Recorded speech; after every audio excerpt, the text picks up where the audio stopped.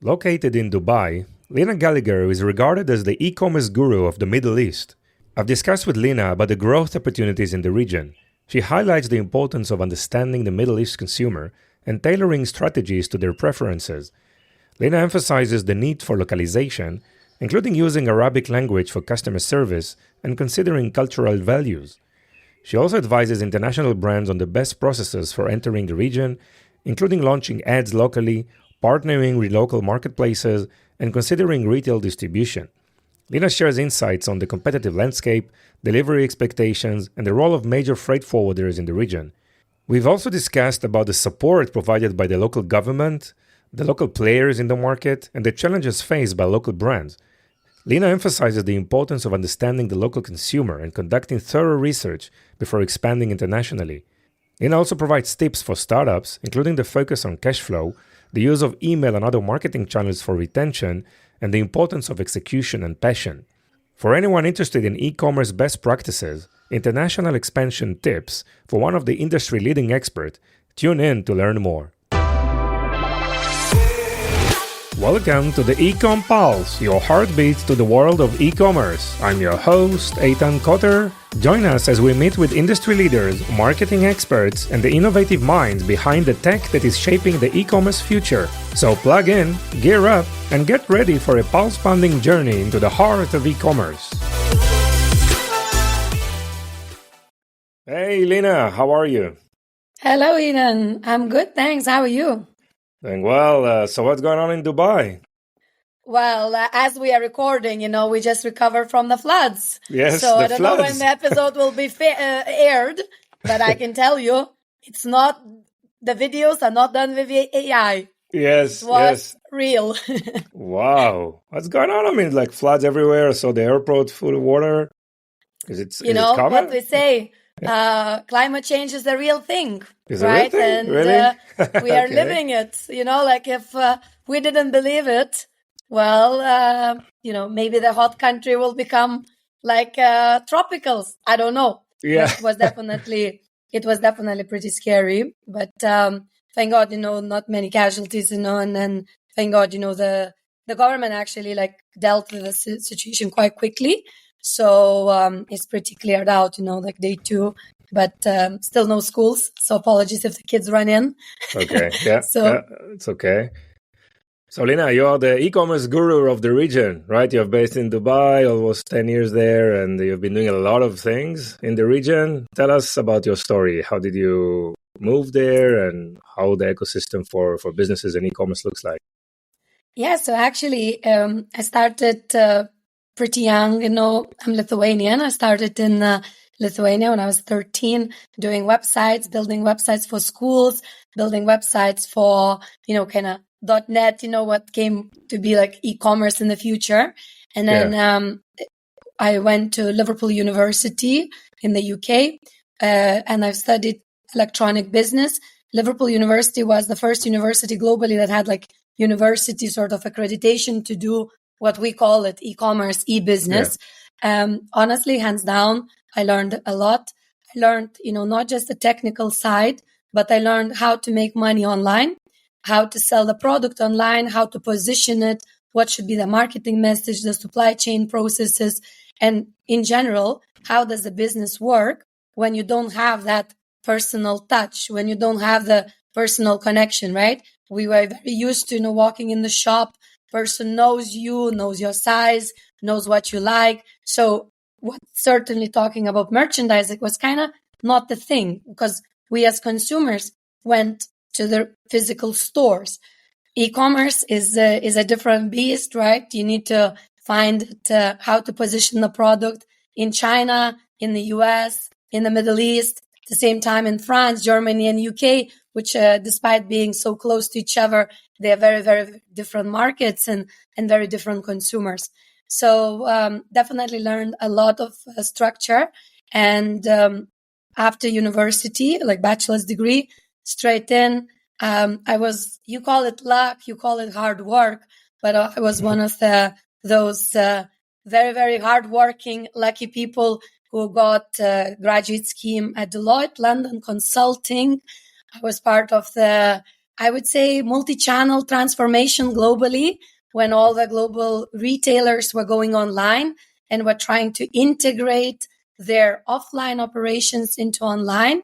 So you call it like, we as consumers wanted a beautiful website, while we as a retailers were worried that, do we actually have a stock available to put it on that beautiful website? So was a very fortunate, worked with a phenomenal team in London, and you name it, John Lewis, Tesco, Selfridges, a lot of like luxury brands, a lot of grocery brands, a lot of fast fashion, Next, Zara's, H&M's, you name it. So cross markets, cross industries, great team, great managers, unbelievable mentors.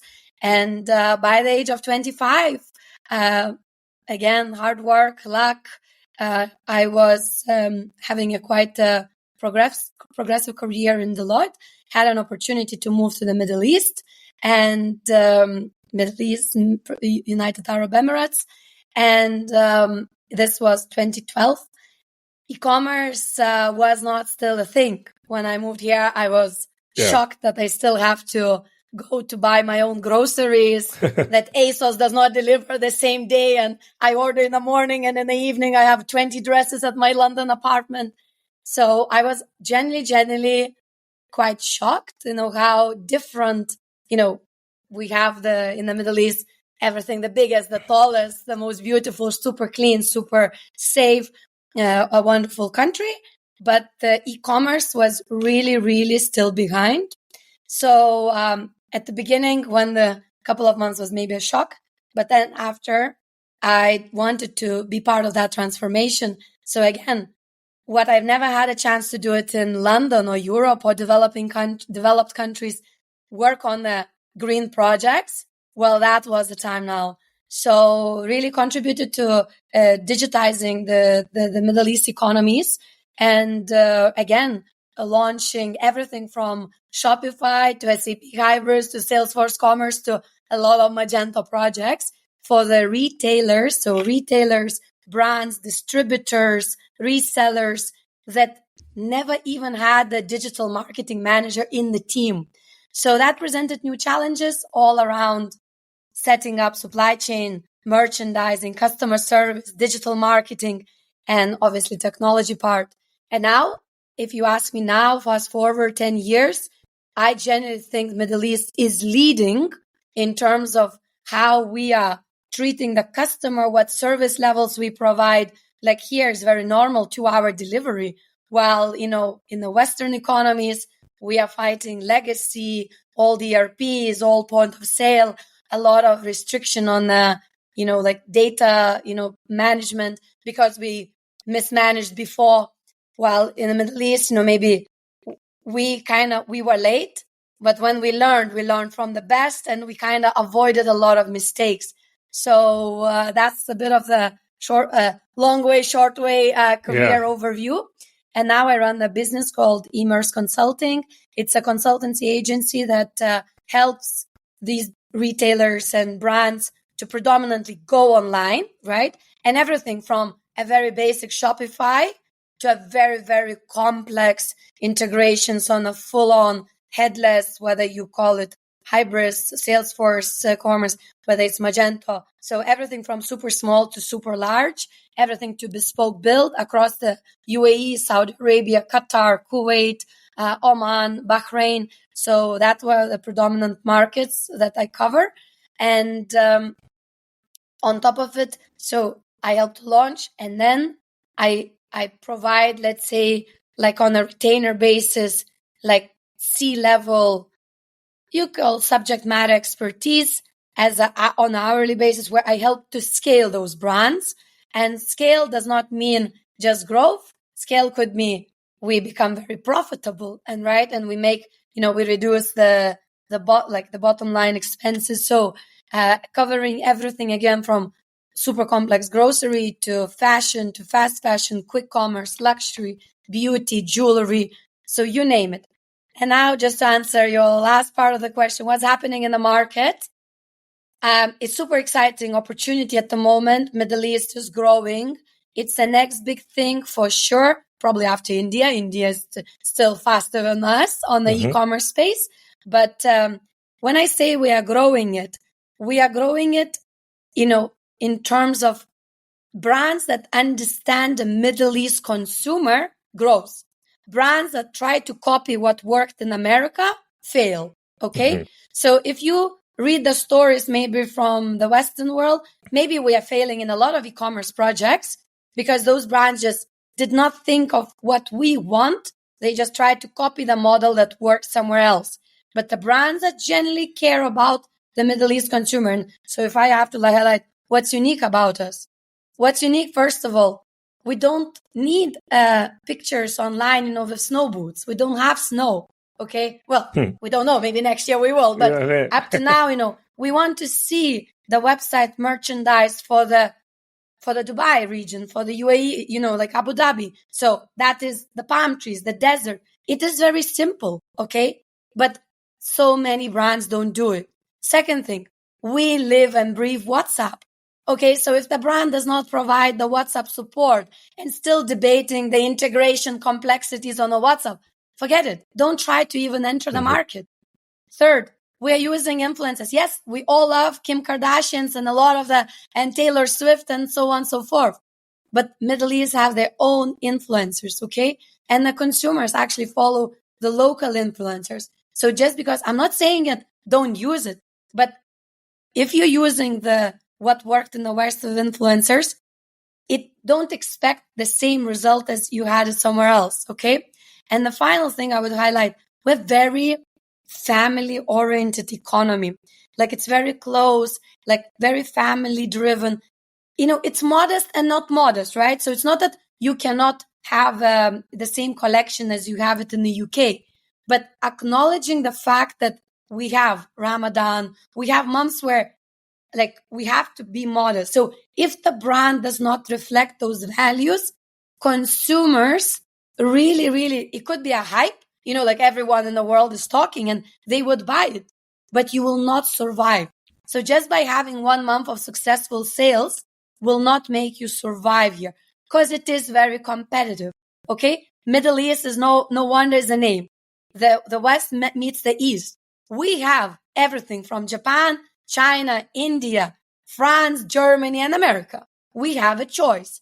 If I would say in the UK, a lot of brands cannot enter, right? Because of the EU regulation, of UK regulation, different reasons. So predominantly regulatory. Here, not to say that there's no regulation, but it's different type of regulation that, let's say, Asian brands, they actually develop their collections or product range specifically for the Middle East. So we have their brands. So the choice for consumer that we have in the Middle East is probably the widest globally. Yeah. So if you don't acknowledge that, you will not survive. Now the brands, just a final thought, the brand might say, "Oh, I need to come here and walk across the mall, learn." Yes, definitely. If you have the cash, come. We have beautiful malls, beautiful culture, great tourism spots. But we have everything online. Check all the marketplaces, and not to promote, but I'm publishing actually a book about these marketplaces in May, just because no one is talking globally that we don't need Alibaba's and look, they are here and Shane's are here and Temu are here and Amazon is here. But we are also having a lot of locally grown, very successful marketplaces, whether you call it Namshi, 6th Street, we have it Drink Dry, we have basically Noon. These are all locally grown marketplaces.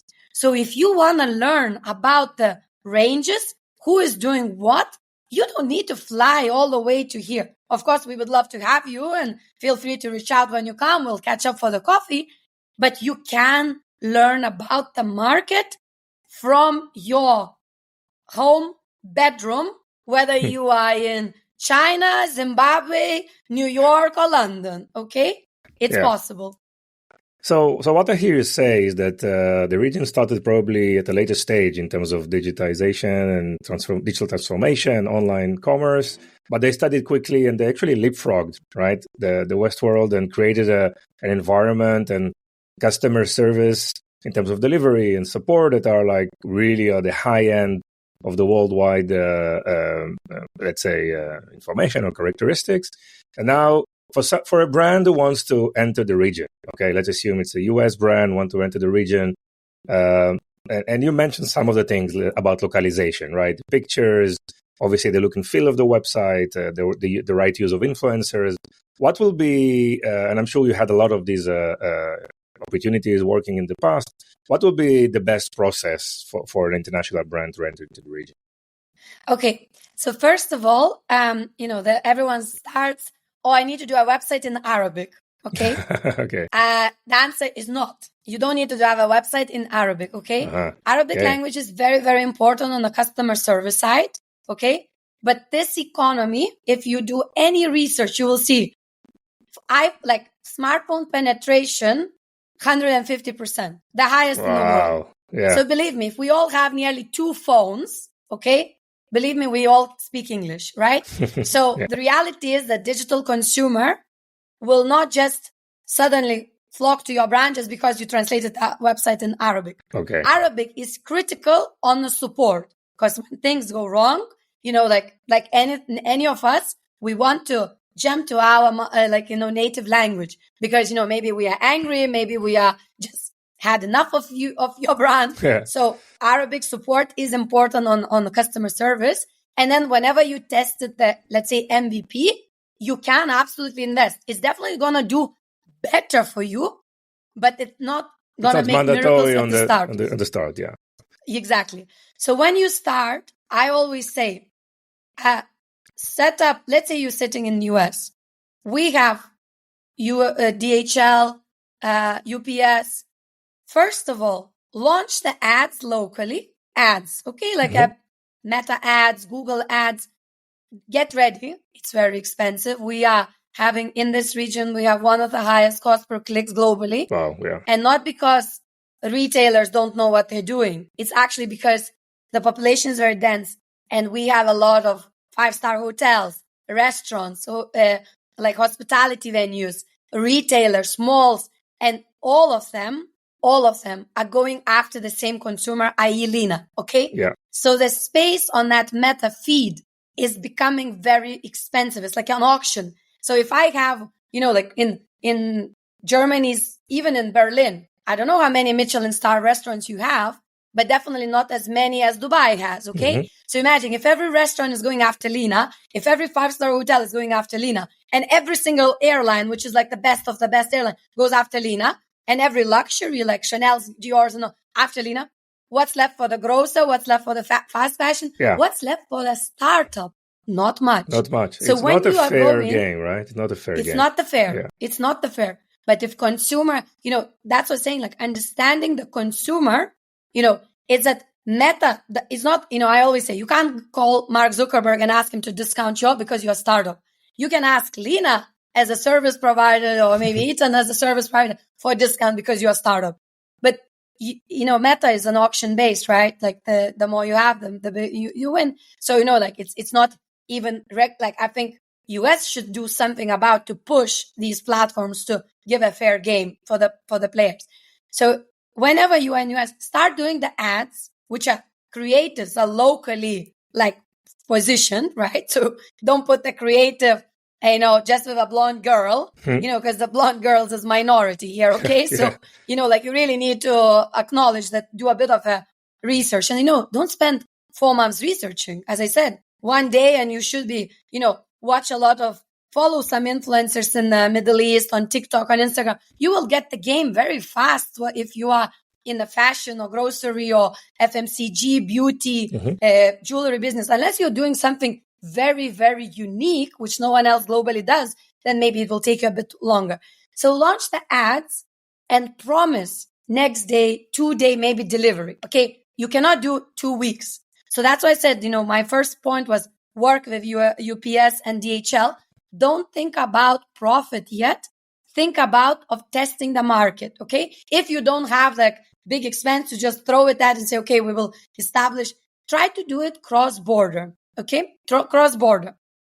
Second thing, whenever you're coming, let's say you don't know, you kind of don't have resources to come, you test it, it's working. But you're like, I can't just focus on the UAE and Saudi, because I have the rest of the world to work on. So then try to look into the marketplaces, okay? Of course, none of us want to give the product to Amazon, and we don't want to. We want to protect our brand, but we have pretty phenomenal marketplaces like Unas for the sort of medium premium segment. We have pretty awesome marketplaces, Noon and Namshi on fashion and sort of electronics growth. I am not saying that's a long-term game for you, but that's a game that would help you enter the economy with minimal expenses, okay? Yeah. And then if you're really thinking, like, you might say, we are already somewhere close, we are already in Turkey, we are already like somewhere in Asia. So, we know what we're doing. Let's just add Middle East region here.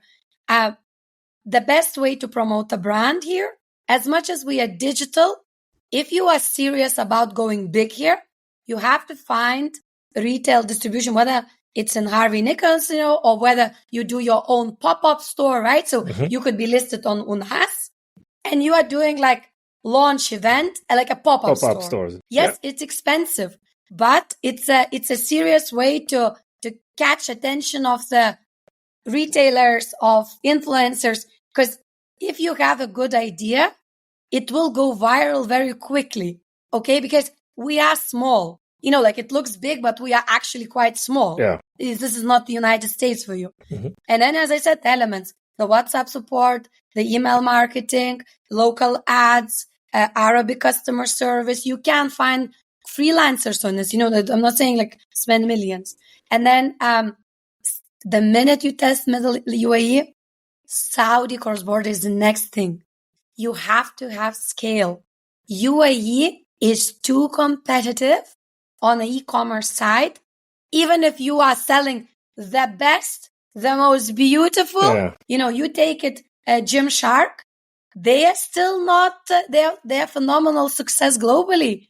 They are still not captured all the, and they are going to open the store, in Dubai Mall, because they are understanding that we have 100 other Gymsharks that are popular brands globally. And it is pretty competitive. Yes. But it's when you entered, scale within, it's easy. And, like you kind of got the consumer. Yes, Saudi has different nuances. I tell the brand, stop comparing UAE to Saudi. It's like two different worlds. Mm-hmm. It's like someone saying France and England the same. I don't know, but like neither French would say they are similar to English people, neither English people would say they are similar to French. Yeah. So it's the same thing here. It's different dialects, it's different countries, different traditions, it's different outfits. Everything is different. Even the way they do business is different. But from the UAE, it's easier to understand Saudi. And once you tackle Saudi, you go all the way to India. Mm-hmm. If you jump India, like US to India, you will fail not 99, 100%. Like 100%. Yeah. But if you go US, UAE, Saudi, India, you have 50% chance to succeed. Mm-hmm. Then you can learn the nitty-gritty things and what needs to be correct. Done, right? So you mentioned like DHL and UPS, like the major freight forwarders of the world, right? So in terms of supply chains and delivery expectations, obviously you mentioned like 2 hours delivery for some of the categories, and even most of them will probably need to have a same-day delivery. So these big companies will be able to provide all the warehousing and all the last mile delivery. Let's talk on the back-end side of things. Yes, so a very good question, actually. And I can say, again, part of your research, if you are a brand coming from outside, this country, and this is why, when people ask me, would I like to retire in the UAE and would I ever go back to, let's say, Europe, and say, the reason I love this country is because, imagine, they don't sit and debate for 5 years. They make a decision and they do. So, just before COVID crisis, they made a decision that e-commerce is growing like super fast within the country, okay? They made a decision that as much as we like or don't like, cross-border is still very high percent, okay, into the country. Yeah. So consumers are not afraid to buy online, but they are buying cross-border, okay? So they started the government initiatives. They called e-commerce, like Dubai Commerce City. Please check them out. They started like the free zone, right? Like free zone. And they say, we will give you warehousing, licensing. We will help you with merchandising. We'll introduce you to IT, marketing. You take it or leave it. But imagine, it's like here you go, starting point, day 0. It's great. Like which other economy around the world will give you? And they are doing this as a government initiative, okay? Now, on top of that, yes, you have a lot of local players like 3PLs. You have, so of course, if you, like I said, if you look, you will find, okay? But even the government themselves have a lot of the support. So like to get e-commerce license became a lot easier. To get trade license in general, like if you say, I don't want a store, I don't want any people, I do want to do everything virtually, but I need license to trade, so VAT, taxes and all of that. It became so easy. So yes, you can have, Dubai Commerce City is a government initiative that supports specifically focused on e-commerce brands that want to come from outside.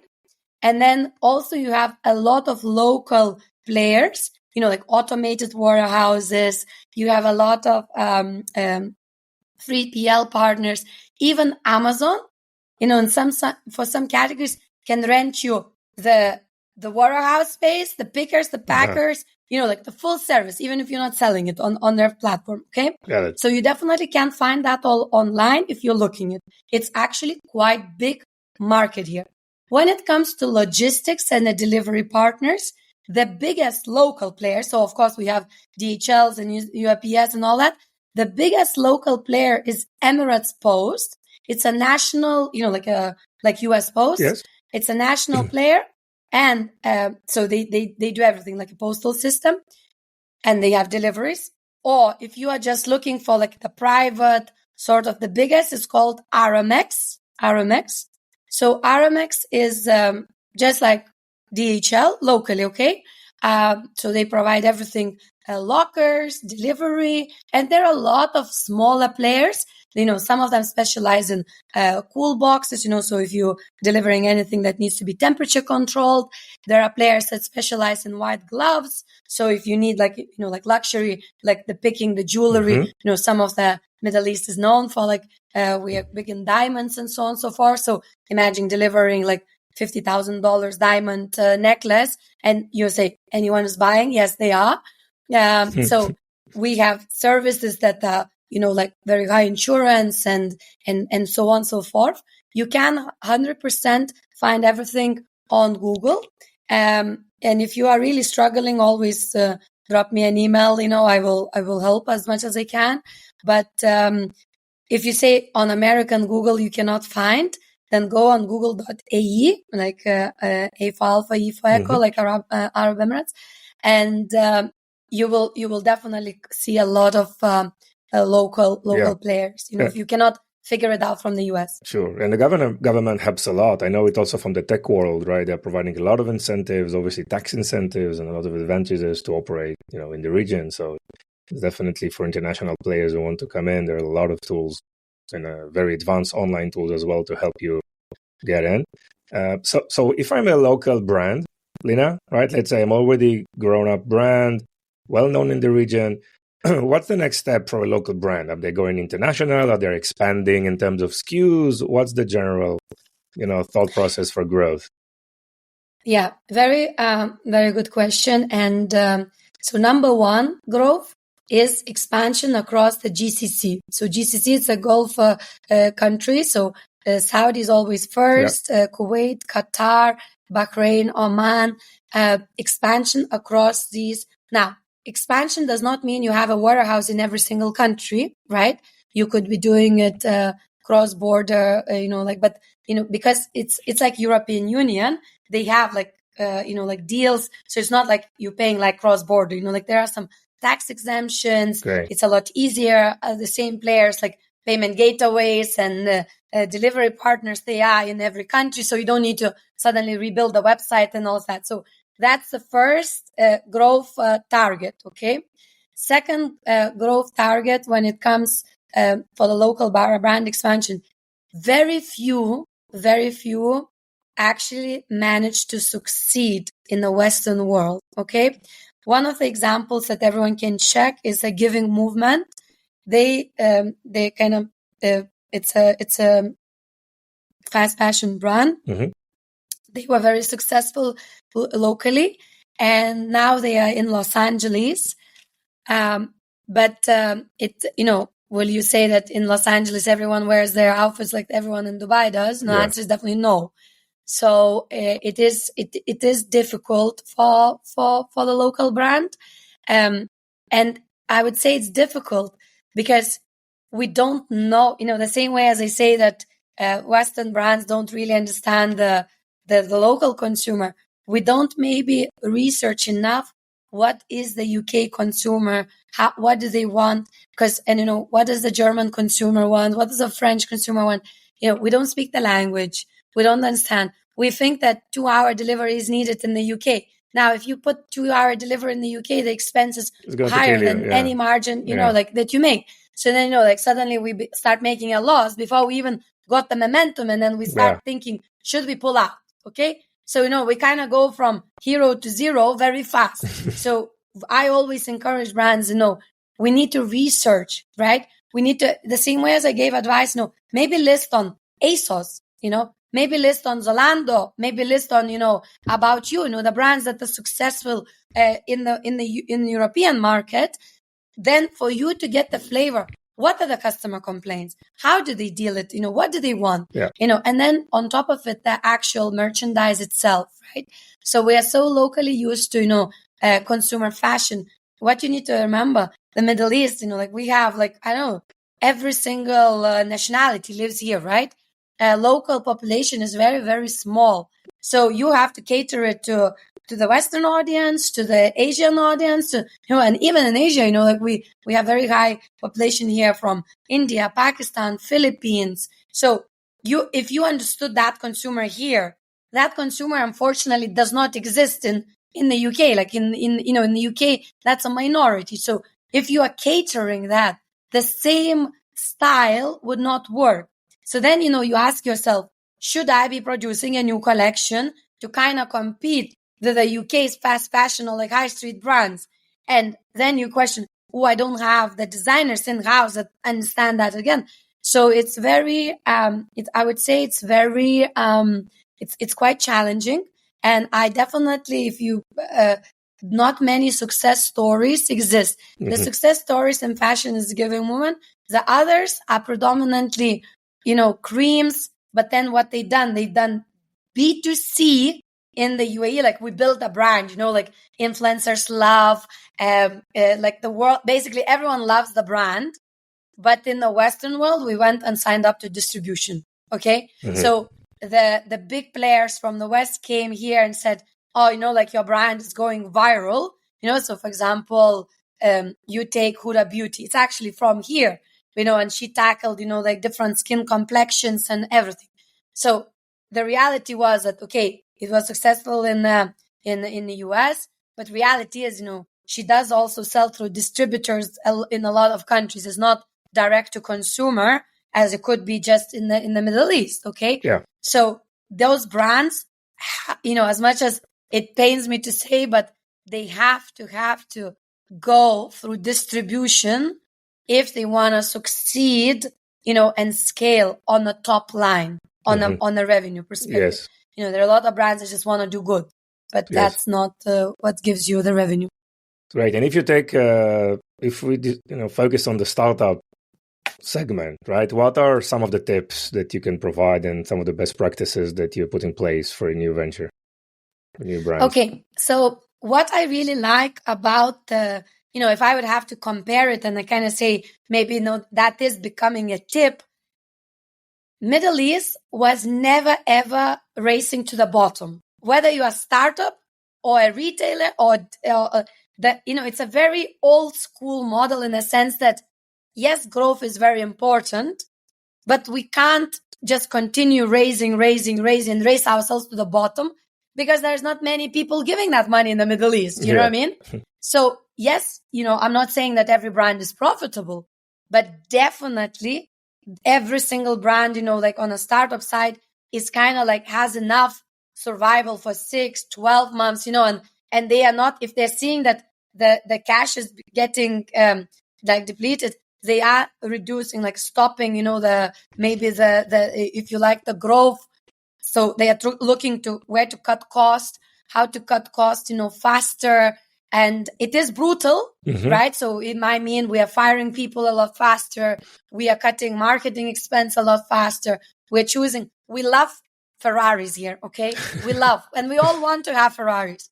But we are very, very quick at acknowledging that we cannot afford a Ferrari. And even if we bought the Ferrari, we're very quick at selling it. So this in the Middle East, I would say, look, there are situations everywhere, like some startups fail, and all of that. But this tip really, really what helped startups throughout COVID and helped them accelerate post-COVID when maybe again the money came back into the ecosystem, okay? We are small startups and very US sort of like digital. We want all to be Ubers, but at not all cash out. Like we cash is the king here. So my first advice to anyone, like genuinely, like cash flow, I can't stretch it how important that is.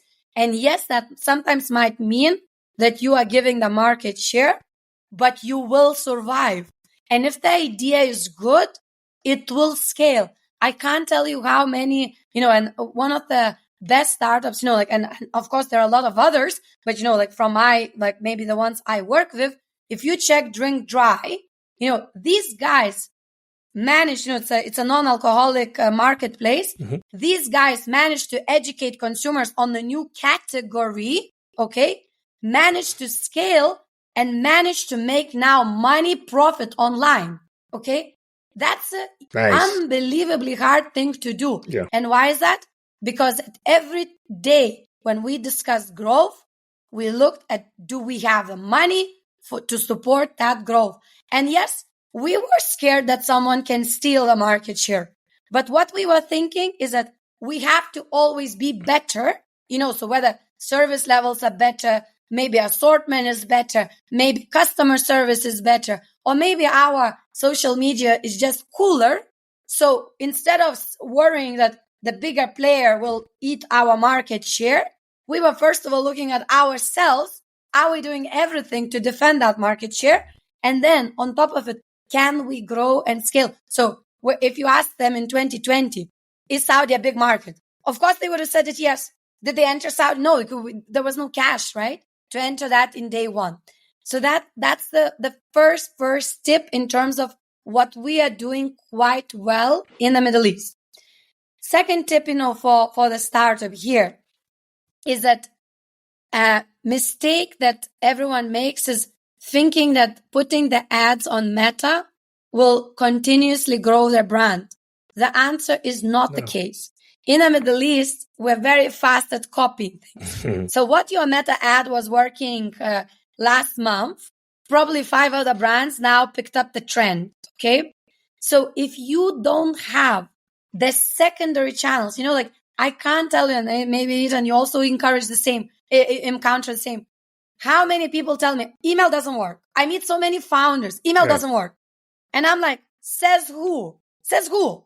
Because I can tell you, I consult 25 brands per month.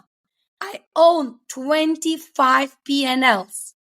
And I can tell you the lowest.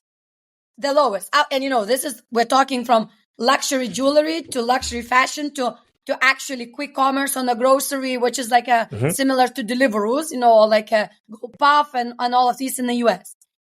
And the lowest revenue I have across 25 from emails is 10% of my top line. The lowest.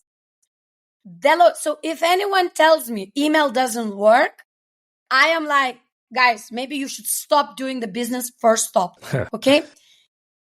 Yes, you could be making a lot of mistakes on the email, so maybe you will start 2% revenue, then 3%. But I can tell you, I have brands that generate 25% of revenue from the email. Yeah. Okay? So imagine if you can save that. I'm not saying email is cheap, but if the same designer does your Meta ads then, that's the email. And then, well, definitely cheaper, cost per order than Meta. Okay. Sure. But what's most important is that from the email, you own that customer. On Meta, you are borrowing, right? So you're paying Mark Zuckerberg to get you a customer. And if you can't figure it out on the second, third, or fourth order from them, then that acquisition cost, even if you are selling wonderful things, the chances that you broke even at first order, they're very, very, very slim. So you can't continue buying second, third, and fourth again from Zuckerberg. You have to think of the free channels. And when I say free channels, email is included. I know it's not free, but it's kind of free and it's your channel. You have to build it. Then when you catch the email, as I said, WhatsApp marketing here is booming. But if you haven't figured out email flows, don't even start on WhatsApp, because WhatsApp has a lot of restrictions, 1,000 messages a day, and Meta has to approve it, a lot of things. So starting it, that sort of CRM on WhatsApp is the wrong choice. But first of all, email, then WhatsApp, and then notifications if you have the app. They all do work. So any from the startup scene, the excuses, my Klaviyo is not integrated, my More Engage is not integrated, it doesn't work, I don't see the data, there are no UTMs. I don't let any startup tell me that. So I tell them, pause, take a breath, and fix it. We will fix it together. But abandoning this is a no-go. You will fail, no matter how great is your idea. So this is the second, retention is key. And the email and sort of WhatsApp marketing and notifications are the critical marketing channels for that retention. And that's, so if your Meta drives you the first order, then, so you will grow, right? At stable media spend, if that's the first order and then all these other channels, it will work. I promise to you, it will. If you are genuinely start doing it. And the last thing, which I see a lot of startups that, we end up hiring a lot of Ferraris, okay? We raise the funds, we hire Lina as a full-time. I tell them, you don't need Lina. You don't need Mark Zuckerberg full-time. People I could talk from my personal perspective. I would not add anything to your startup environment, as a team. I'm too senior. I have 18 years of doing this. What you need to think of me is an advisor role. I work with these startups 4 hours a week. They use my brains. I encourage all of you, I work with a brand called, it's global brand, fpro.com. Basically football, they're selling football mats. Phenomenal startup. Nice. And definitely gonna be a unicorn. Definitely. No doubt in my mind. Okay. But the team, they are all hungry, eager. They are ex-footballers themselves. They're professional. They understand the market. What do they need from Lina? They need the business, the structure, the business. How do you scale D2C brand? How do you do marketing? They don't want to learn hard way. Okay. So they're paying, let's say me but if I would join their team, full time, they probably would quit the business themselves because I would be too much for them. So whenever talent is critical, but don't think just, what I find that startups tell me, oh no, but they will steal my idea. No one is stealing any ideas. It's not about the idea. It's all execution. All about execution. Yeah. So the reality is, if you think someone will steal, stop doing it. That means it's you don't believe yourself that you can get this through. So, but 100%, so when I say it now, I don't want people oh my God, I have to stop hiring. No. But really think, do you need this resource full time? Okay. Yes, it's a lot harder to find, contractors that will be dedicated, that will be giving. But at every segment, I can't tell you how many brands I worked for 3-4 years. And I would say myself, guys, now you are ready to run 100 meters. You are now ready for the marathon. You don't need me. The obstacles are gone. They are gone. you are going. So if I was helping you every week, we can go once a month. And at some point we will stop. Does that mean I will stop loving you as a brand? No, I still cheer them. I still, when these startup founders get married, I go to their weddings and we become friends. And I recommend them to every single person I work with. But does not mean I have them now as a client. I sit on a lot of boards because I help them grow, but they don't need me full time. Yeah. And if they would ask me to come to full time, I'll be like questioning, what are they like? I would really question, do they really understand that they are still a startup? You get me? Yes. Because I need to go full time in a job where there is politics, a lot of corporate structure, a lot of misunderstandings. You need to bring the juniors up, like I need to be in a full time where like there is managerial or the growth role. But in a startup, as I tell everyone, stop the hierarchies. You all in the business equal. You have to be passionate. And anyone that, when someone, that maybe sounds brutal, but when someone says to me, oh, it's 5:00, I need to go. I'm like, I tell the founder, fire this person immediately. It doesn't matter that person is Mark Zuckerberg. Doesn't matter. Fire immediately. You can't have this corporate business mentality in a startup world. If I don't fancy working, you should not work that day. Okay? Because that's going to probably do a damage. If you create some creative that you don't believe yourself is going to work, this is not, like for Carrefour, like creative, I would pull it out, whatever, because it's a global brand. So even if creative didn't work, like people did not stop shopping groceries, you know what I mean? Yeah. But in the startups, we can't afford these mistakes. So what that means is that if you're just not feeling it, don't go to work at all that day, and tell the founder, you know what, today I'm just not feeling creativity. And, so at the same time, when it comes to this 9 to 5, that does not exist. If we have to pull the new collection overnight, if something goes live, live, it has to go. And at the same time, if a founder, I can't tell you how many times founders, I have private life versus this. I'm like, don't do DTC. Yeah. Don't do it.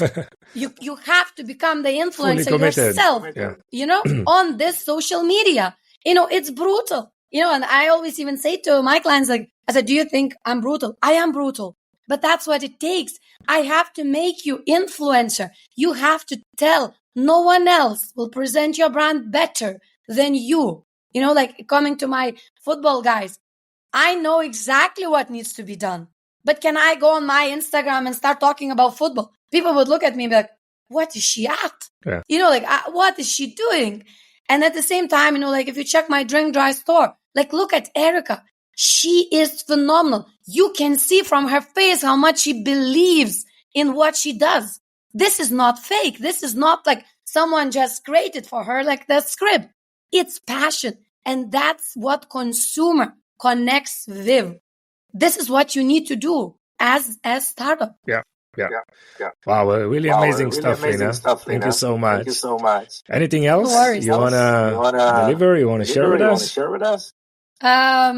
No. So I think we covered a lot, from the how to succeed as e-commerce brand, as a startup, and definitely final thought is 100% is execution. Don't be afraid of anyone stealing your ideas. No one is. In my 18 years career, I have never had I have a lot of copycats, drop shipment models where we're successful and someone steals our creative, steals, and puts on Amazon fake, puts on, I work with global, I'm not going to name them, but imagine like global brands in the makeup space. And I can't tell you how many fake products we see, whether it's a sunscreen, the lipsticks, creams on Amazons and all. Yes, we submit complaints. We have to even send some of the products we buy ourselves and we send it to the laboratory to test because it's so well done. We don't even know ourselves. Is it really? Because it looks fake, but so there will always be a copycats. That means you are doing it well. Yes. Okay. Yes. But thinking that someone will steal your idea, forget it. Just focus on you first. Great. And that's my best advice. And you do need money for marketing. You need. And final thing, if any of you that are listening, if you want to learn about region, I do a lot of content on LinkedIn. You feel free to connect with me. You will learn, at least what's happening in the market. I write a lot about e-commerce in general, like globally, but also, if anything happens locally, I will, I definitely, like, I will put it. So it's like probably one of the fastest way to keep up of the trends in the region. And as I said, mid-May, I'm publishing the book specifically about this market. It will be around platform economy, in terms of how Temu is potentially a threat for all of us globally, right?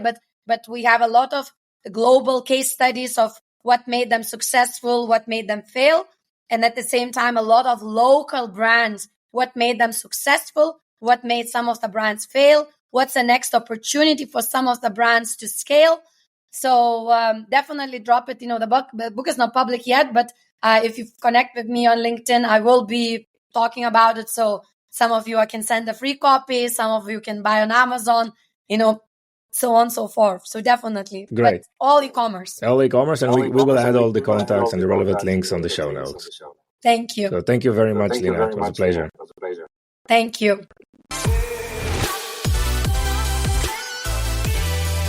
Thank you for joining us on this episode.